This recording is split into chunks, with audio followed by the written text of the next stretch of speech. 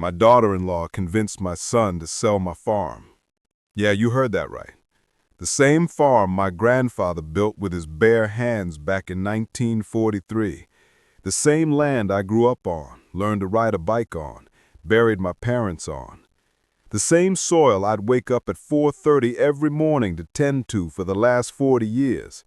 And my own son, my blood, wanted to sell it right out from under me like it was some old couch on Craigslist. But here's the thing, and man, this is where it gets good. Neither him nor his scheming wife had any idea what I actually owned. See, sometimes in life, you play the long game. And sometimes that long game comes back around in ways nobody sees coming. If you're new here, hit that subscribe button. You won't believe how this story ends. So let me take you back to where this whole mess started, about 6 months back, when I first noticed something was off. My son Marcus, he's 32 now, married to this woman Victoria for about 3 years.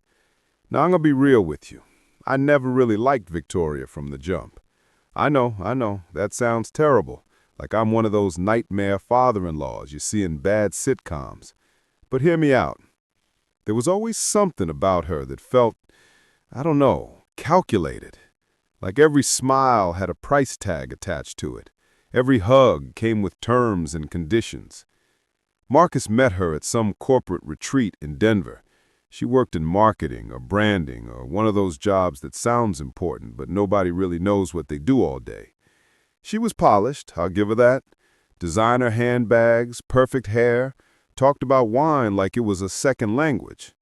Total opposite of Marcus's mom, my late wife, Sarah, who wore the same flannel shirts for 20 years and thought fancy dinner meant Red Lobster.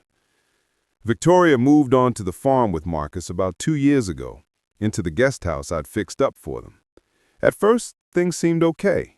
She'd wrinkle a nose at the smell of the livestock, complain about the roosters waking her up at dawn, make passive-aggressive comments about how far we were from the nearest Whole Foods, but Marcus seemed happy, so I kept my mouth shut and stayed in my lane. Then, about 6 months back, I started noticing the whispers. I'd walk into the kitchen and they'd stop talking. I'd come in from the barn and catch them huddled over Marcus's laptop, and they'd slam it shut like teenagers hiding something. At dinner, Victoria would shoot Marcus these looks, you know the kind, those loaded glances that married people use when they're having a whole conversation without saying a word. One night I asked straight up, I said, "Marcus, is everything all right with you two? You've been acting weird." And he got all defensive. Said, "Dad, everything's fine. We're just dealing with some stuff, work stuff." But his voice cracked when he said it, like it used to when he was 12 and trying to convince me he didn't break the mailbox with his baseball. Work stuff. Right. Marcus worked remotely, doing something with software development. Had for years. That job was stable as they come. Nah, this wasn't work stuff. This was farm stuff. I could feel it in my gut, the same way I could feel rain coming 3 days out. Then the little comments started. Victoria would say things at dinner like, "You know, Tom, at your age, don't you think it'd be nice to retire? Take it easy?" And I'd just look at her and say, "Victoria, I'm 67, not 97. I'm doing just fine." She'd smile that tight little smile and change the subject. Or Marcus would mention how much property values had gone up in our area, how developers were buying up farmland left and right, turning it into subdivisions and shopping centers.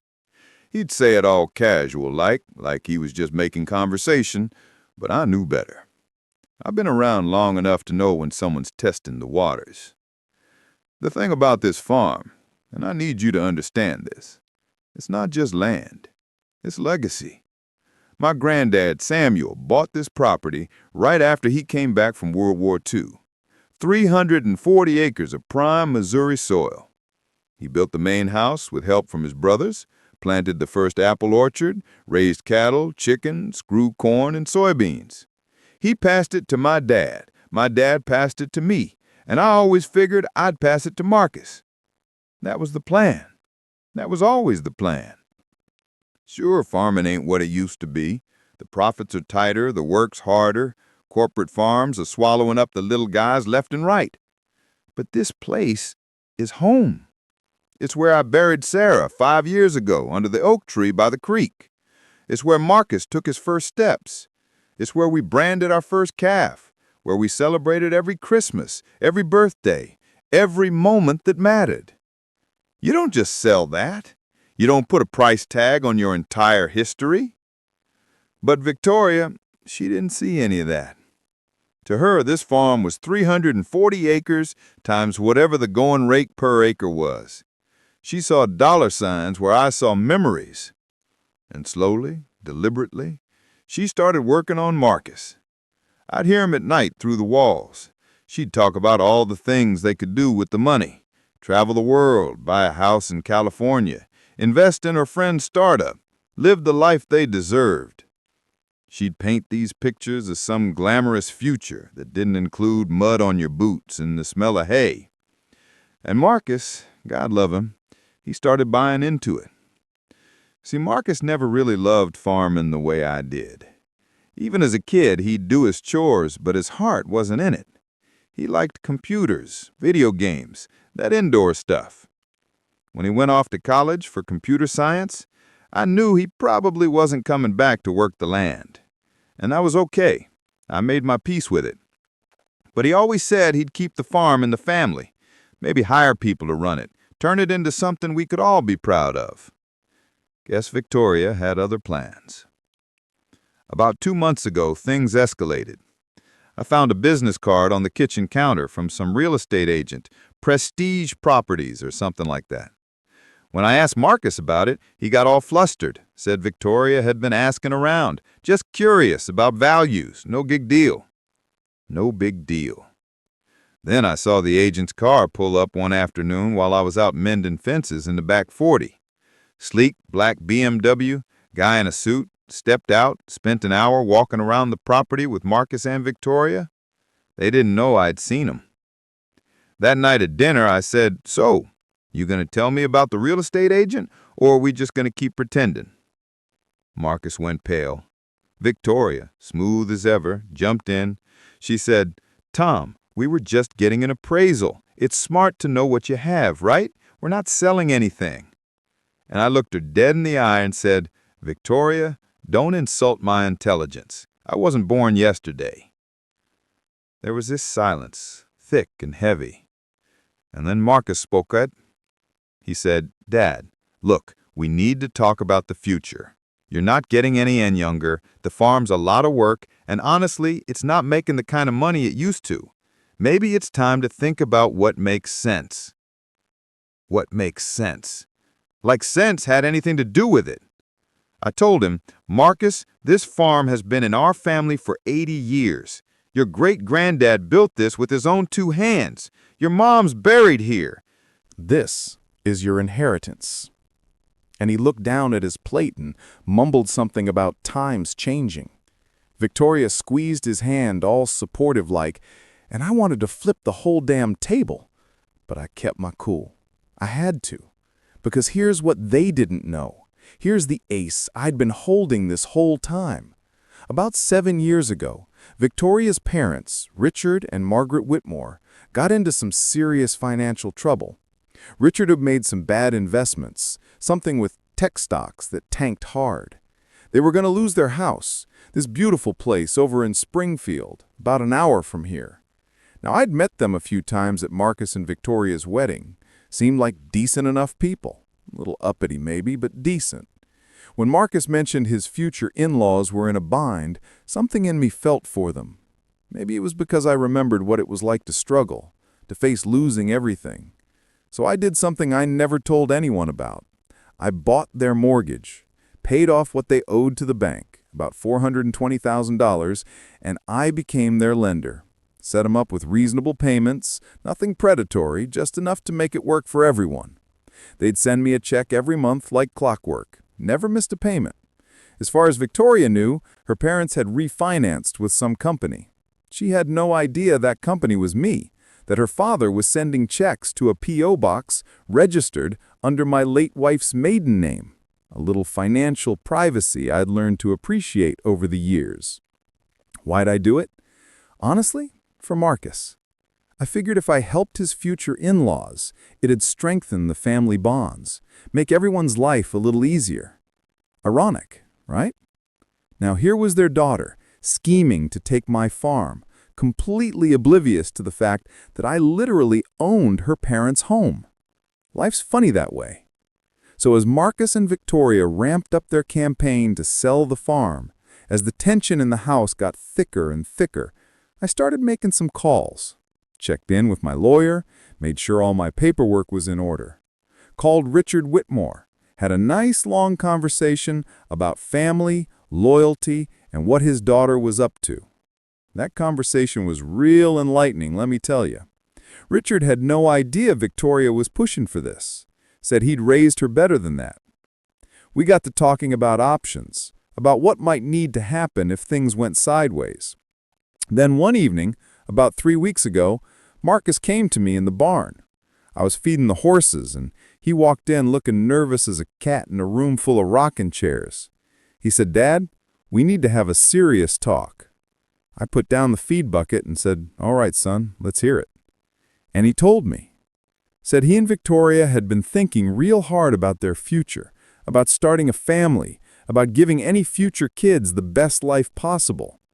Said the farm was too much for me to handle alone, that it'd be better to sell now while the market was hot, that I could take the money and retire somewhere easy, maybe one of those nice communities with a golf course. He'd rehearsed it, I could tell, probably practiced with Victoria a dozen times. And when he finished, he looked at me with these hopeful eyes, like he actually thought I'd just smile and say, "Sure, son, let's do it." I let the silence hang there for a minute, just looked at him. Then I said, "Marcus, you really want to sell your family's legacy for what? A bigger house and a vacation in Europe?" He started to protest, but I held up my hand. I said, "Let me ask you something. Does Victoria know about her parents' mortgage?" He looked confused. Said, "What? What does that have to do with anything? They refinanced years ago." And I just smiled, not a happy smile, more like a tired one. I said, "Son, there's a lot you don't know. A lot Victoria doesn't know. And before you go signing any papers or making any deals, you might want to ask yourself if you really understand who holds the cards here." He stared at me, and I could see the wheels turning in his head. He said, "Dad, what are you talking about?" But I just turned back to the horses and said, "You'll find out soon enough. Now, if you'll excuse me, I got work to do." He stood there for another moment, then walked out, and I heard him and Victoria arguing in hushed voices across the yard. That was 3 weeks ago. Since then, the temperature in the house has been ice cold. Victoria barely looks at me. Marcus seems torn, confused, like he's caught between his wife and his father and doesn't know which way to jump. And me? I've been waiting, watching, because I got a meeting scheduled for tomorrow. Marcus, Victoria, me, and my lawyer. They think it's to discuss terms for the sale. They think they're about to get what they want. But what they don't know, what they can't possibly know, is that I'm about to show them exactly what happens when you try to take something from a man who's been playing chess while you were playing checkers. So there I was, the night before the big meeting, sitting on my porch with a glass of whiskey, watching the sun go down over the fields. Everything looked peaceful, you know? Golden light hitting the corn stalks, cattle grazing in the distance. That kind of Norman Rockwell scene that makes you forget how complicated life can get. But my mind was racing, going over everything that had led to this moment. I couldn't sleep. Kept thinking about Marcus as a kid, how he used to follow me everywhere, asking a million questions about everything. "Where do clouds come from, Dad? Why do chickens lay eggs? Can we keep that stray dog?" He was curious, innocent, good-hearted. And now here he was, about to sell his family's soul because his wife had him twisted up like a pretzel. That's the part that hurt the most. Not that he wanted to sell. People change, times change, I get it. What hurt was how easily he'd been manipulated. how Victoria had worked him like a puppet on strings. The next morning came quick. I was up at 4:30 like always, did my usual rounds, fed the animals, checked the fences, tried to keep my routine normal, even though nothing about today was going to be normal.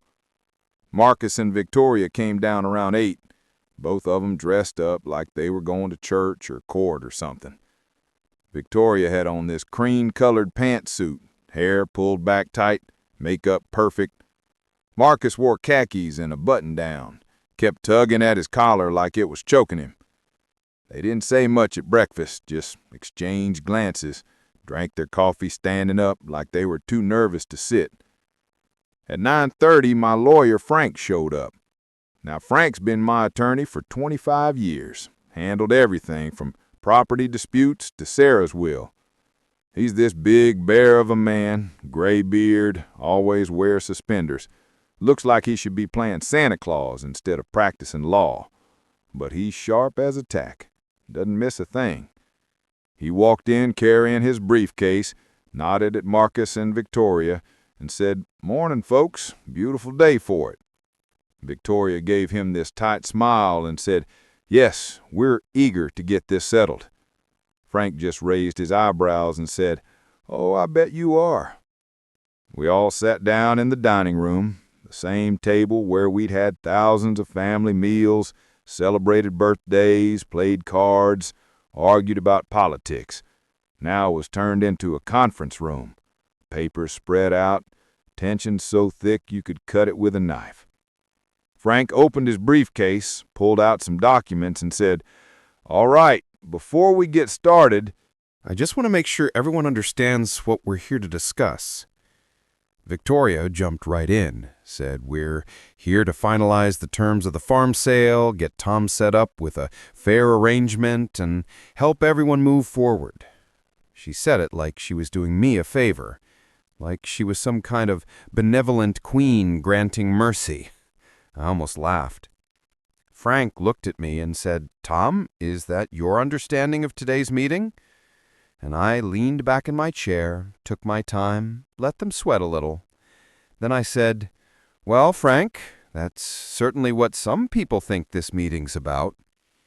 Marcus shifted in his seat, gave me this confused look. He said, "Dad, what do you mean, some people? Isn't that why we're all here?" I looked at my son, really looked at him, and I could see he was conflicted. Part of him wanted this sale to happen, wanted to please his wife, wanted that easier life she'd promised him. But another part, maybe a deeper part, knew something wasn't right. I said, "Marcus, let me ask you something. When did you first start thinking about selling the farm?" He glanced at Victoria, and that told me everything. He said, "Well, we've been talking about it for a while. It just makes sense financially." And I said, "No, son. I asked when you first started thinking about it, not when Victoria started planting seeds." His face flushed red. Victoria cut in, her voice sharp. She said, "Tom, that's not fair. This is a joint decision. We've both been concerned about your well-being and the farm's future." I nodded slowly and said, "Oh, you're concerned about my well-being. That's touching. Really? Tell me, Victoria, when exactly did you start caring so much about my well-being?" She bristled but kept her composure, said, "I've always cared. You're Marcus's father, your family." And I said, "Funny, because from where I'm sitting, it seems like you started caring right around the time you realized how much this property's worth." The room went silent. Marcus said, "Dad, that's enough." And Victoria put her hand on his arm, playing the wounded party. She said, "If you have something to say, Tom, just say it. Don't make accusations." So I did. I looked right at her and said, "All right, let's talk about how this really went down. Let's talk about how you've been working on Marcus for months, filling his head with dreams of big city living and fancy vacations. How you've been researching property values, calling real estate agents behind my back, calculating how much you'd walk away with. You think I didn't notice? You think I'm some old fool who doesn't see what's happening in his own house?" Victoria's face went pale, then red. She said, "I have every right to discuss our future with my husband. And yes, I think selling makes sense. This farm is bleeding money, and you're too stubborn to admit it." There it was, the truth finally coming out. I said, "Bleeding money? Sweetheart, this farm has been profitable for 40 years. Maybe not tech company profitable, maybe not buy a yacht profitable, but it pays its way and then some. The only bleeding happening here is you trying to drain the family legacy dry." Marcus slammed his hand on the table, said, "Enough, both of you, this isn't helping. Dad, look, I know you love this place, I get it. But Victoria's right about some things. It's a lot of work, you're not getting any younger, and yeah, the money would give us opportunities we don't have now. We could start fresh somewhere, give our future kids a different life." And there it was, the speech Victoria had coached him on. I could practically see her whispering in his ear at night, feeding him lines. Future kids, different life, start fresh. All code for let's cash out and forget where we came from. I took a deep breath and said, "Marcus, do you remember what your grandfather used to say about this land?" He looked confused, said, "Which grandfather?" And I said, "Your great-grandfather, Samuel, the one who built this place. He used to say that land isn't something you own. It's something you borrow from your children. You're supposed to take care of it, improve it, and pass it on better than you found it. That's the covenant. That's the responsibility." Marcus looked down at his hands, said, "Times are different now, Dad. Things change." And I said, "You're right, son. Things do change. People change too. Sometimes not for the better." Frank cleared his throat, said, "Tom, should we proceed with the documents?" And I nodded, said, "Yeah, Frank, let's proceed. Let's lay it all out." Victoria perked up, thinking she'd won. Frank pulled out more papers and said, "All right, so I've prepared 2 sets of documents here. One is the proposal that Victoria and Marcus submitted outlining the sale terms. The other is some information that Tom asked me to gather regarding relevant financial interests." Victoria said, "What financial interest? What are you talking about?" Frank looked at me, waiting for permission. I nodded. He said, "Well, it seems that before we can proceed with any sale, we need to address some existing obligations and connections that affect this transaction." Marcus said, "I don't understand. What obligations?" I leaned forward and said, "Son, remember when Victoria's parents were having money troubles a few years back, before you got married? Remember how they almost lost their house?" He nodded slowly, said, "Yeah, but they refinanced. They figured it out." I said, "They did figure it out. With my help." The confusion on their faces was almost comical. Victoria said, "What are you talking about? My parents refinanced through some investment company." I smiled, not a nice smile, said, "That investment company was me, Victoria. I bought your parents' mortgage 7 years ago, saved their house, and for the last 7 years, your father's been making payments to me every single month." You could have heard a pin drop. Victoria's mouth opened and closed like a fish out of water. Marcus looked like someone had hit him with a 2x4. Finally, Victoria found her voice, said, "You're lying. That's impossible. My parents would have told me." I shook my head, said, "Why would they tell you? It was a private financial arrangement, nothing to be ashamed of. Your dad got into a bad spot. I helped him out. End of story. But here's the thing. That mortgage still got 6 years left on it, about $260,000 outstanding. Now, I've been a pretty lenient lender, never hassled them about payment, kept the interest reasonable, but if I wanted to, if I felt like my generosity wasn't being appreciated, I could call that loan due. All of it. Right now." Victoria went white as a sheet. She said, You can't. That's extortion." Frank jumped in, his voice calm and professional. He said, "Actually, it's completely legal. Tom holds the note. He has every right to call the loan if he feels the terms have been violated or if there's cause for concern about repayment. Now, whether he chooses to exercise that right is up to him." Marcus looked at me with these wounded eyes and said, "Dad, is this true? You've been holding this over them? Over us?" And that stung, I'm not going to lie. I said, Marcus, I wasn't holding anything over anyone. I helped Victoria's family when they needed it, asked for nothing in return, and never mentioned it because it wasn't anyone else's business. But now that you two are scheming to take my farm, to sell off everything your great-grandfather built, yeah, I'm bringing it up. Because apparently we're at the point where we're putting everything on the table. Victoria found her voice again, and it was shaking with rage. She said, "So what, this is blackmail? You'll destroy my parents if we don't back off? That's your play?" I looked at her and said, "Victoria, I'm not destroying anyone. I'm just making sure everyone understands the full picture. You want to talk about family obligations, about what's fair, let's talk about the fact that I saved your parents' home. Let's talk about loyalty, about gratitude, about not biting the hand that feeds you." She stood up, chair scraping back, said, "I don't have to listen to this. This is ridiculous. Come on, Marcus, we're leaving." But Marcus didn't move. He just sat there, staring at the table, processing everything. And I could see the gears turning, see him starting to realize how he'd been played, how Victoria had been so focused on the dollar signs that she'd completely ignored the bigger picture. I said, "Marcus, I'm not trying to hurt you, son. I'm trying to wake you up. This farm, it's not just money. It's family. It's history. And the people you tie yourself to, they should understand that. They should respect that." He looked up at me, and for a second I saw my little boy again, the one who used to think I knew everything. He said, "Dad, I don't know what to think right now." Victoria was pacing now, practically vibrating with anger. She said, "You know what? Fine. You want to keep your precious farm? Keep it.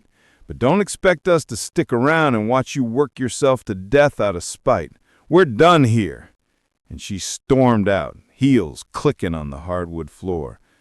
Marcus stood up slowly, looked at me and Frank and said, "I need some time to think." Then he followed his wife out. Frank and I sat there in the silence. He said, "Well, Tom, that went about as expected."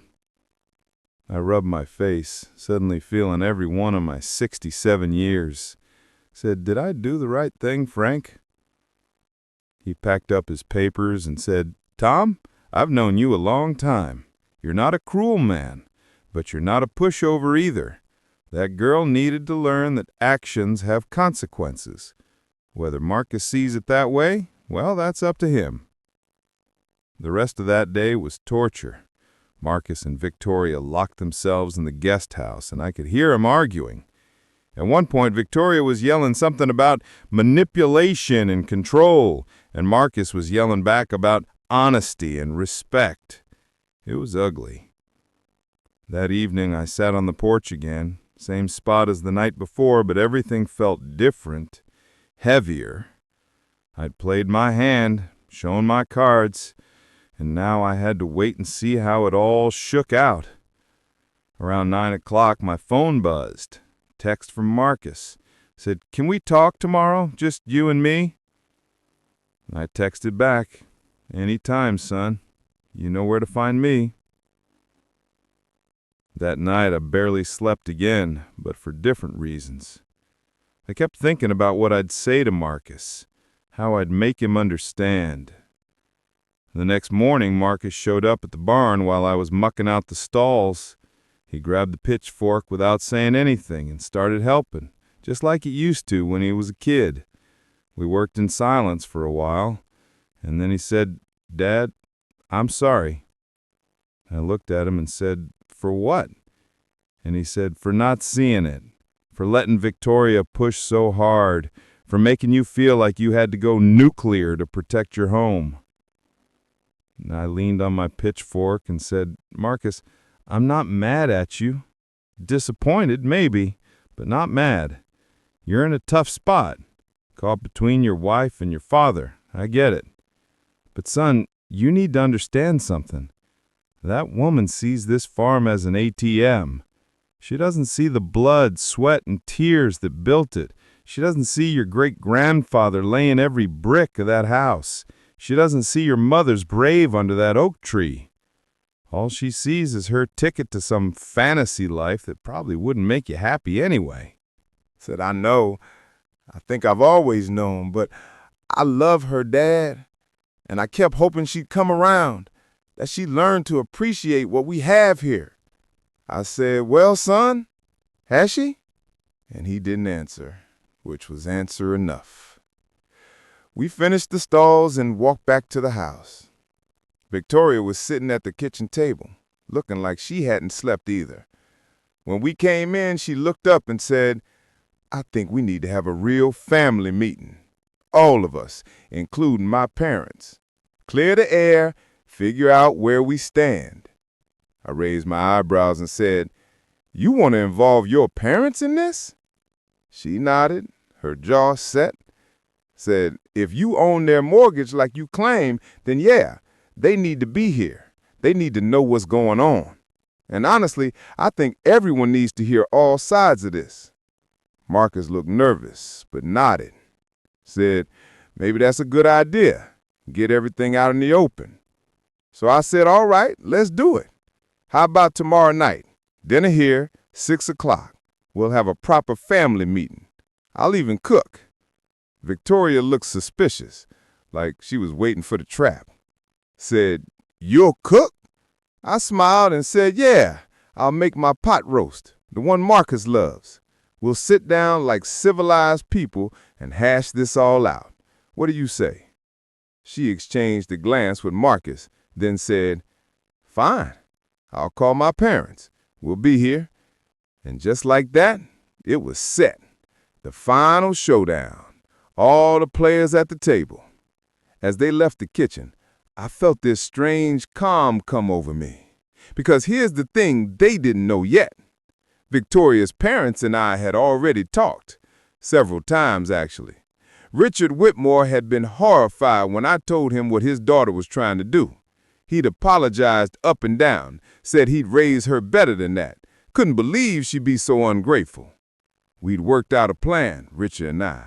A way to make sure everyone learned their lessons without anyone actually getting hurt. Tomorrow night wasn't just going to be a family dinner. It was going to be an education. And by the time dessert was served, Victoria was going to understand exactly what it meant to mess with a man who'd spent 40 years outthinking weather, markets, and every challenge the farming life could throw at him. I called Frank that afternoon, said, we're all set for tomorrow. Make sure you have those papers ready. He chuckled and said, Tom, you're enjoying this, aren't you? And I said, Frank, I'm not enjoying watching my son suffer, but teaching his wife some respect, yeah, maybe I'm looking forward to that a little bit. That night, I made my preparations. Called Richard one more time, confirmed he understood his role, made sure Frank had everything we need, even called a few other people just to cover all the bases. As I laid in bed that night, staring at the ceiling, I thought about Sarah, wondered what she'd think of all this. She probably would have handled it with more grace, more gentleness. But she also would have protected this farm with everything she had. I whispered into the darkness, wish you were here, Sarah. You know exactly what to say tomorrow. But I'll do my best. I'll make you proud. The next day crawled by. I spent most of it cooking, making that pot roast, preparing sides, setting the dining room table with our good china. Marcus came by around noon, helped me peel potatoes. Neither of us saying much.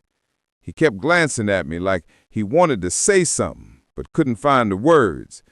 Finally, around 5:30, cars started pulling up. First came Frank in his old pickup truck. Then Victoria's parents arrived in their Lexus, Richard helping Margaret out, both of them looking nervous but determined. Victoria and Marcus walked over from the guest house, Victoria in another one of her perfect outfits, armor against whatever was coming. We all gathered in the living room, awkward as hell, nobody quite knowing how to start. Margaret, Victoria's mom, kept wringing her hands. Richard stood by the window, looking out at the farm with this expression I couldn't quite read. Frank sat up in the corner with his briefcase, the silent observer. I brought out some drinks, played the host, tried to keep things civil. We made small talk about the weather, the farm, anything but the elephant in the room. Finally, at 6 o'clock sharp, I said, "All right, everyone, dinner's ready. Let's sit down and eat. We'll talk after." So we all moved to the dining room, took our seats around that big old table. I carved the pot roast, passed the dishes around, and for a few minutes it almost felt like a real family dinner. But the tension was there, simmering under every polite comment and forced smile. As we ate, I watched them all. Victoria, putting on her brave face but scared underneath. Marcus, conflicted and exhausted. Richard and Margaret, looking at their daughter with a mixture of concern and disappointment. Frank calmly eating his pot roasts like this was just another Tuesday. And me, at the head of the table, the old farmer who'd been underestimated one too many times. When the plates were mostly cleared, I stood up, tapped my glass with a fork, said, "All right, folks, I think it's time we had our talk." Victoria straightened in her chair, said, "Yes, I think we need to clear up a lot of things, including these accusations about my parents' mortgage and your attempts to manipulate this family." I smiled and said, "Accusations? Victoria, I haven't accused anyone of anything. I've simply stated facts. But if we're talking about manipulation, let's start with how you convinced my son to betray his family legacy for a payday." Her face flushed red. Richard spoke up, his voice heavy. Said, "Victoria, is it true? Have you really been pushing Marcus to sell Tom's farm?" She looked at her father and said, "Dad, it's complicated. The farm isn't sustainable long term, and Marcus and I deserve to build our own future." Richard shook his head sadly. Said, "Baby girl, Tom saved our home. When we were about to lose everything, he stepped in and helped us. And this is how you repay him? By trying to take his home?" Margaret had tears in her eyes. Said, "Victoria, we raised you better than this." And I could see Victoria starting to crack, the perfect facade crumbling. She said, "You don't understand. None of you understand. I'm trying to give us a better life." I said, "Victoria, at whose expense? At the expense of family? Of honor? Of basic human decency?" Frank opened his briefcase and said, "I think now might be a good time to review some documents." He pulled out papers and started laying them on the table. Said, "This is the mortgage agreement between Tom and Richard and Margaret Whitmore. As you can see, Tom has been more than fair with the terms, never missed sending a receipt, never harassed them for payment. He's been a model lender." Then he pulled out another set of papers. Said, "And this is the proposal you and Marcus submitted for the farm sale. Very detailed, very ambitious. You'd have netted about $2.3 million after costs. Not bad payday." Victoria said, "I don't see what one has to do with the other." And I said, "Really? You don't see the irony? You wanted me to give up my home, my legacy, so you could profit. Meanwhile, I'm literally the reason your parents still have their home. And you never even knew, never even thought to ask who helped them, never showed an ounce of gratitude." The room went quiet. Marcus looked at Victoria like he was seeing her for the first time. Said, "Victoria, is that really what this was about for you? The money?" She opened her mouth, closed it, then said, "Marcus, I want us to have a good life, What's wrong with that? And he said there's nothing wrong with wanting a good life, but not at the expense of Dad's. Not like this. Victoria looked around the table, realizing she'd lost. Said, "So what now? You're all gonna gang up on me? Tell me what a terrible person I am?" I said, "No, Victoria, we're not ganging up on you. But you are gonna learn something tonight. You're gonna learn that when you try to take from people who've given you everything, there are consequences."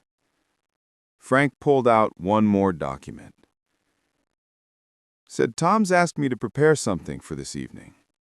He slid it across to Richard and Margaret.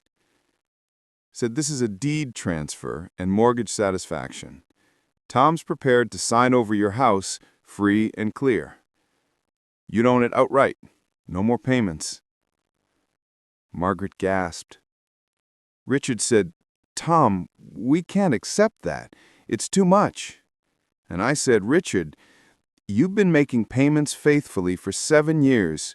You've never asked for more than you needed. You're good people. Consider it a gift from one family to another." Then I turned to Victoria and Marcus. Said, "But here's the thing. That gift comes with a condition. Victoria and Marcus, you're going to stop pushing for this farm sale. Not because I'm forcing you, but because Marcus is going to make his own choice, free from manipulation. And Victoria, you're going to sit down with your parents and really listen to them talk about the value of family, of loyalty, of understanding that some things matter more than money." Victoria looked stunned. Said, "And if we don't?" I leaned back in my chair. Said, "Then I call that mortgage due in full. Your parents lose their home, and you get to live with knowing your greed destroyed your family. Your choice."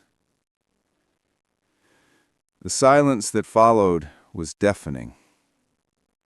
And that's when I knew the lesson had landed, that everyone at that table understood exactly what was at stake and exactly who'd been playing the long game all along. Victoria sat there frozen, her face going through about 17 different emotions in the span of 10 seconds. Shock, disbelief, anger, fear, and finally, something that looked like shame starting to creep in around the edges. Marcus had his head in his hands, and I could see his shoulders shaking a little. Margaret was crying softly, and Richard had this look on his face like someone had just explained a magic trick he'd been trying to figure out for years. Frank, bless him, just sat there, with his hands folded, waiting to see how this would all play out. Finally, Victoria found her voice, and it came out small. Nothing like that confident, polished tone she usually used. She said, "You've had this leverage the whole time? You've been sitting on this for years, just waiting?" And I shook my head slowly, said, "No, Victoria, that's where you're wrong. I wasn't sitting on anything. I helped your parents because it was the right thing to do, because that's what family does. I never told anyone because it wasn't about getting credit or holding power. It was just about helping people who needed help. The fact that you were trying to destroy my legacy while I was actively protecting yours? That's just the universe's sense of irony, not some master plan I cooked up." Richard spoke up then, his voice thick with emotion. He said, "Tom's telling the truth, Victoria. When we were drowning 7 years ago, about to lose the house your mother and I bought when we first got married, the house you grew up in, we didn't know where to turn. The bank wanted full payment, we'd exhausted all our options, and then Tom reached out. He'd heard through Marcus about our situation, and he just showed up one day with a solution. No judgment, no lectures, just help. Your mother and I have been making payments to him ever since, and he's never once made us feel like we owed him anything beyond the money. He's been kind, patient, understanding. And you didn't even know because we didn't want you to worry, and Tom didn't want recognition." Margaret wiped her eyes and said, "Sweetheart, do you understand what that means? Do you understand the kind of man who does something like that? And then you come into his home, into his family, and try to take everything from him." Victoria's composure finally cracked completely. Tears started streaming down her face, and she said, "I didn't know. How was I supposed to know?" And I said gently, because my voice wasn't angry anymore, just tired and sad, "You weren't supposed to know about the mortgage, Victoria. But you were supposed to know about basic human decency. You were supposed to know that you don't come into someone's home and scheme to take their legacy. You were supposed to know that family means more than real estate values and profit margins. Those are things I thought you'd have learned from your parents, who I can see now are good people who just had some bad luck." Marcus finally looked up, his eyes red, and said, "Dad, I'm so sorry. I'm so incredibly sorry. I should have seen what was happening, should have stood up for you, for this place. I got so caught up in Victoria's vision of this perfect future that I forgot where I came from. I forgot what actually matters. And seeing my son sitting there broken and ashamed hurt worse than anything Victoria had done." I said, "Marcus, you're not the villain here, son. You're a man who loves his wife, who wanted to build a life with her. That's not wrong. What went wrong was the foundation you were trying to build it on. You can't build something good by tearing down something sacred." Victoria looked at Marcus, then at me, then at her parents, and said, "I don't understand. Why are you doing this? If you wanted to punish me, you could have just called the mortgage due. You could have destroyed my parents and made your point. Why bring everyone together like this?" I leaned forward, looked her right in the eyes, and said, "Because, Victoria, I don't want to destroy anyone. I want you to understand. I want you to learn. See, revenge is easy. It's quick, it feels good for about 5 minutes, and then it just leaves everyone worse off than they started. But teaching someone, helping them see the error of their ways, giving them a chance to be better, that's harder, takes longer, but it actually means something. Your parents are good people who made mistakes. You're a smart woman who's let greed and ambition cloud her judgment. Marcus is a good man who's been caught in the middle. And me? I'm an old farmer who's trying to protect what his family built, while also trying to keep his family together. Nobody here is beyond redemption, but everyone here needs to learn something." Frank pulled out that deed transfer document again and said, "Tom's prepared to forgive the remaining mortgage balance, all $260,000 of it, and sign your parents' house over to them free and clear. That's a significant financial gift, and it comes with no strings attached to Richard and Margaret. They've earned it through years of faithful payments and being good people. But Victoria, Marcus, Tom wants you both to understand what could have been lost here. Not just his farm, but trust, family bonds, respect. Those things, once broken, are harder to repair than any mortgage." Victoria was fully crying now, not the pretty kind of crying you see in movies, but the ugly, soul-deep kind that comes when you really see yourself clearly for the first time in a while. She said, "I thought I was being smart. I thought I was securing our future. I looked at this farm and I saw all this wasted potential, all this money just sitting here in dirt and old buildings when it could be setting us up for life. I didn't think about what it meant to you. I didn't think about the history. I just saw numbers and possibilities, and I convinced myself I was doing the right thing. My parents almost lost everything, And I never even asked them how they survived it. Never thought to be grateful that someone helped them.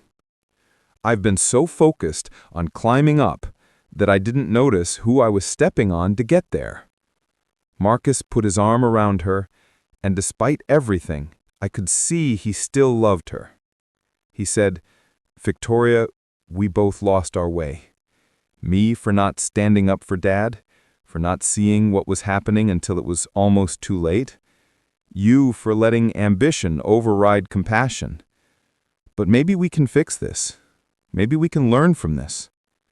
Richard stood up and walked around the table to me, extended his hand.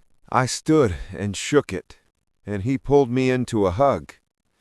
He said, "Tom, I don't know how to thank you. For 7 years ago, for tonight, for giving my daughter a chance to be better instead of just punishing her. You're a better man than most." Margaret came over too, hugged me tight, said, "You saved our home twice now, once from the bank and once from being destroyed by guilt and shame over what our daughter tried to do. Thank you doesn't seem like enough." I said, "You two don't owe me anything. You've been paying your mortgage, you've been good people, and you raised a daughter who's smart and capable. She just needs to learn to point those qualities in the right direction." We all sat back down, and I said, "All right, here's how this is going to work. Richard and Margaret, Frank's going to process this deed transfer. By next week, your house will be yours, free and clear. Consider it an early inheritance or a thank you for 20-plus years of being good in-laws and grandparents to any future great-grandchildren of mine." They both nodded, too emotional to speak. Then I turned to Marcus and Victoria, said, "As for you two, here's my offer. The farm stays in the family, non-negotiable. But Marcus, if you don't want to work it, we'll hire management. We'll set it up as a family trust that generates income but preserves the land. You and Victoria can stay in the guest house rent-free as long as you want, or you can move somewhere else if that's what makes you happy. But this land doesn't get sold, doesn't get turned into subdivisions or shopping malls. It stays as it is, a working farm, a piece of history, a legacy for any kids you might have someday." Marcus nodded vigorously, said, "Dad, I don't want to move. I don't want to leave. I just lost sight of what mattered for a while. I'd like to learn more about the farm, actually work it with you if you'll teach me. Maybe I can't run it full time, but I can help. I can learn. This can be my connection to it, to you, to the family history." And my heart swelled up at that, hearing my son say he wanted to learn, wanted to be part of this. I said, "I'd like that, son. I'd like that a lot." Then I looked at Victoria, said, "And you, Victoria, I'm not your enemy. But I need to know that you understand what family means, what legacy means. I need to know that you're not going to spend the next 10 years resenting this place and poisoning my son against it." She took a shaky breath and said, "I understand now. I really do. I've been so focused on what I wanted that I didn't see what we already had. A family that cares, a home that's meaningful, security that doesn't just come from a bank account. I was raised better than this. My parents taught me better than this, and I lost my way. But I want to find it again. I want to be someone my parents can be proud of, someone Marcus can trust, someone you can welcome as a real daughter-in-law instead of just tolerating. If you'll give me that chance, I'll prove that I can be better."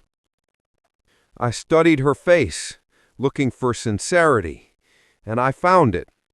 Sometimes people need to hit rock bottom before they can start climbing back up. Sometimes they need to see exactly what they could lose before they appreciate what they have. I said, "All right, Victoria, I believe you. But understand this, trust is earned back slowly. You're starting from scratch with me. But I'm willing to give you that chance because you're married to my son, because your parents are good people, and because I believe in redemption. We all make mistakes. The measure of a person is what they do after. Frank started packing up his papers and said, "Well, I'd say this meeting went better than I expected. Tom, I'll get the deed transfer processed this week. Richard, Margaret, you'll need to come by my office to sign some papers." And he looked at Victoria and Marcus, said, "You two, count yourselves lucky. Not many people get a lesson like this without it costing them everything." Marcus said, "Frank, we know. Believe me, we know." The rest of the evening was strange, like we'd all been through a storm together and were now surveying the damage and starting to clean up.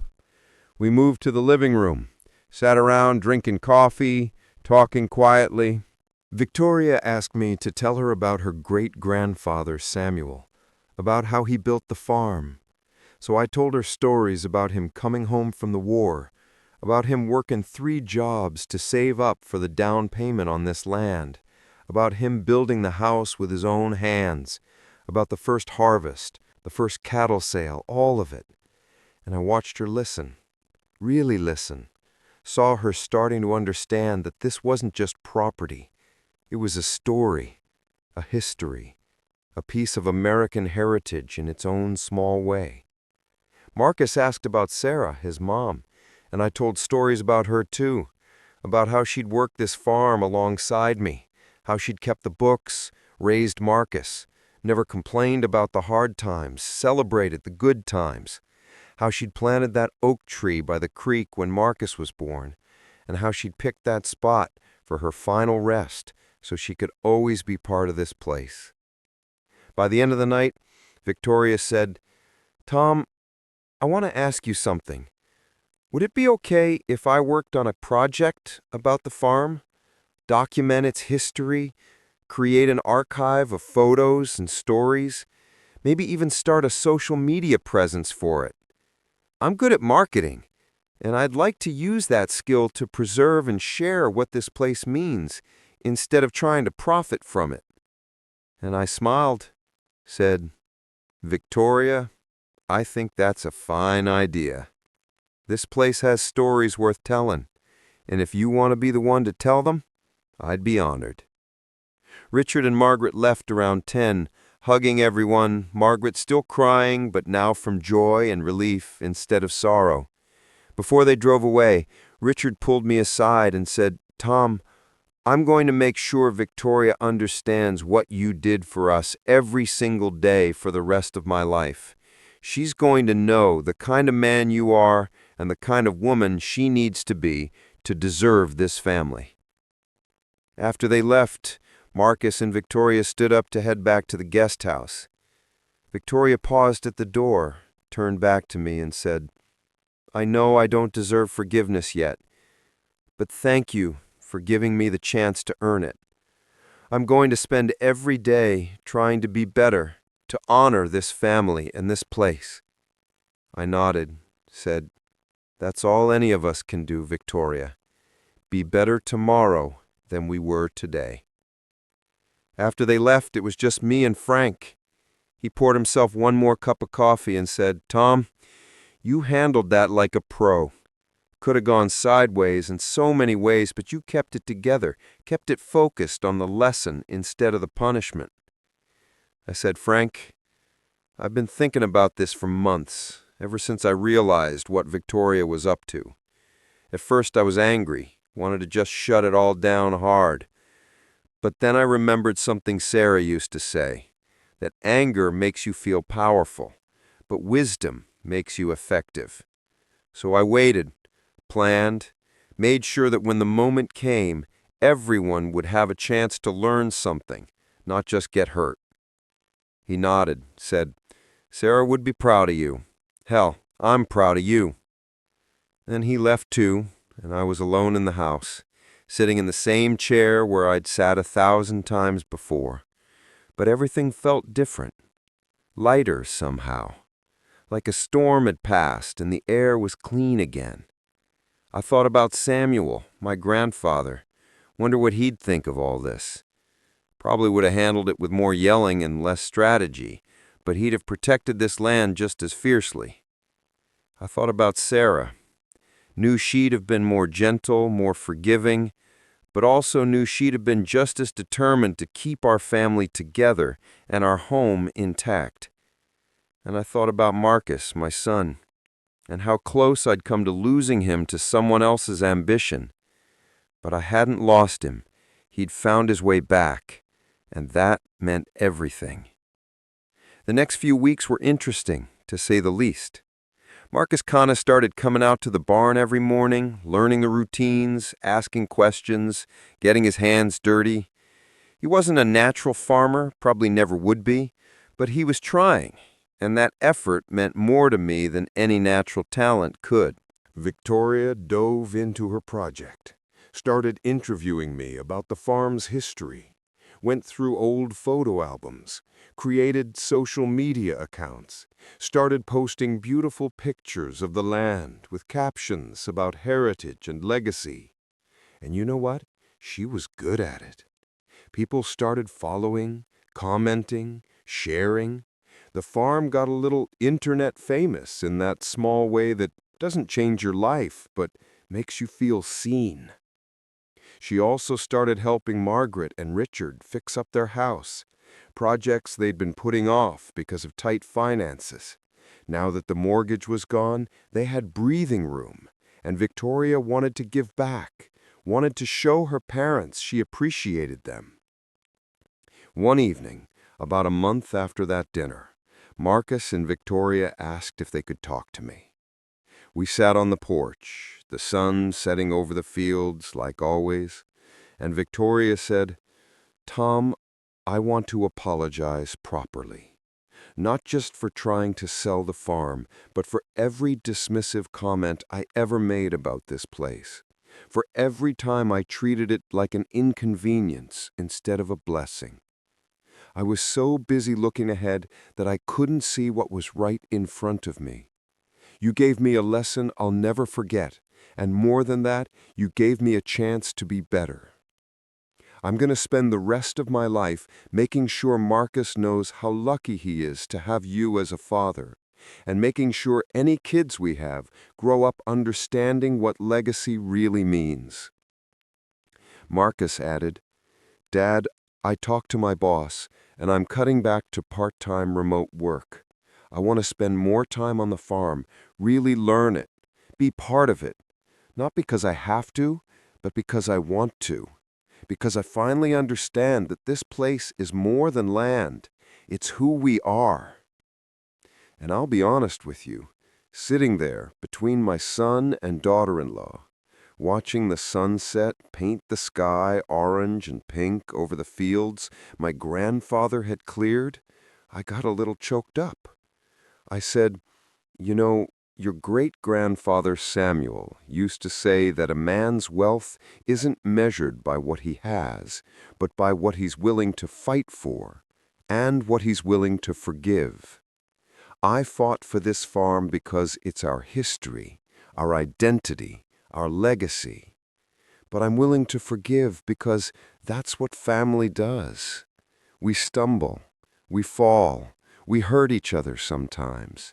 But if we're lucky and if we're wise, we find our way back to each other, and we're stronger for having gone through the storm." Victoria started crying again, the good kind this time, and Marcus put his arm around her. He said, "Thanks, Dad, for everything, for the lesson, for the chance, for not giving up on us." I said, "Marcus, I'll never give up on you. You're my son. And Victoria, your family now too, for better or worse. Let's make sure it's for better." 6 months later, we had a big party on the farm. Richard and Margaret came, some of Marcus's friends, some of my old farming buddies. Even Frank showed up with his wife. We roasted a pig, set up tables in the yard, played music, celebrated. Marcus announced that Victoria was pregnant, that I was going to be a grandfather, And standing there, watching everyone laugh and eat and enjoy the land that had almost been sold off and subdivided, I felt Sarah's presence. Felt like she was smiling, telling me I'd done good, that the legacy was secure, that our grandson or granddaughter would grow up running through these fields just like Marcus had, just like I had, just like Samuel had dreamed when it first broke ground on this place 80-some years ago. Later that night, after everyone had left and the yard was quiet again, I walked out to Sarah's tree by the creek, sat down with my back against the trunk and said, "Well, honey, we made it through another storm. Our boy's home, he's going to be a father, and that daughter-in-law of ours turned out to have some good in her after all. She just needed some direction. The farm's safe, the legacy continues. I think you'd be proud." And in the rustling of the leaves and the sound of the creek water flowing, I could almost hear her say, "I've always been proud of you, Tom. You did good." The thing about legacy, I've learned, is that it's not just about preserving the past. It's about teaching the next generation why the past matters so they can carry it forward into the future. It's about showing people that some things are worth more than their market value, that family and history and honor still mean something in a world that tries to reduce everything to dollars and cents. Victoria tried to take my farm because she didn't understand its value. But in trying and failing, she learned something more valuable than any real estate sale could have taught her. She learned about sacrifice, about heritage, about the weight and beauty of family legacy. Marcus learned to stand up for what matters, to not get swept along by someone else's ambitions, to think for himself and honor his roots. And me? I learned that sometimes the best way to protect what you love is not by building walls, but by teaching people why it's worth protecting. I learned that forgiveness is stronger than revenge, that patience is more powerful than anger. Mostly, I learned that the lessons we teach with compassion last longer than the ones we teach with cruelty. So no, my daughter-in-law didn't succeed in convincing my son to sell my farm, but she did succeed in bringing our family closer together, in learning what really matters, and in becoming the kind of woman who'll teach my grandchildren to value legacy over profit, family over convenience, and love over ambition. And I guess that's a different kind of success, the kind that actually means something. If this story hit home, subscribe to The Comeback Path. More real-life lessons and comebacks are waiting for you.